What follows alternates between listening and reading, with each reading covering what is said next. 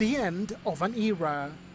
French forces have begun withdrawing from Chadian soil, concluding 6 decades of French military presence in the country.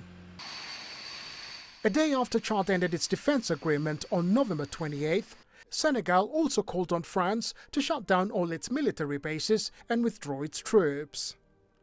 Between 2020 and 2023, the French military was forced to leave Mali, Burkina Faso and Niger following military coups in those countries.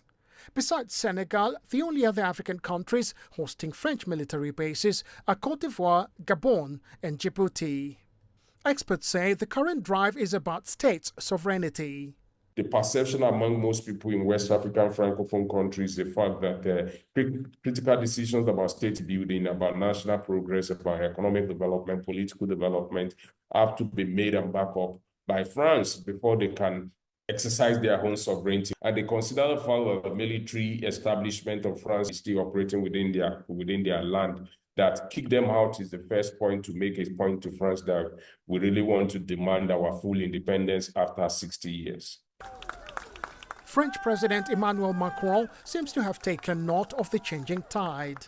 In November, he received proposals from a military review in Africa that could see Paris reduce its military presence on the continent and focus instead on training and logistics with partner states. But many analysts warn that France's influence on Africa cannot be understated. France's establishment is still so much alive in Francophone countries. Most people are only looking at it from the military establishment alone. French businesses pervade the entire countries that we're talking about here in terms of manufacturing, fast-moving consumer goods in the tourism sector, in the hospitality sector, in the education sector.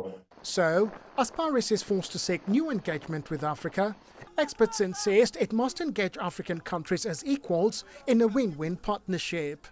Robert Nagela, CGTN.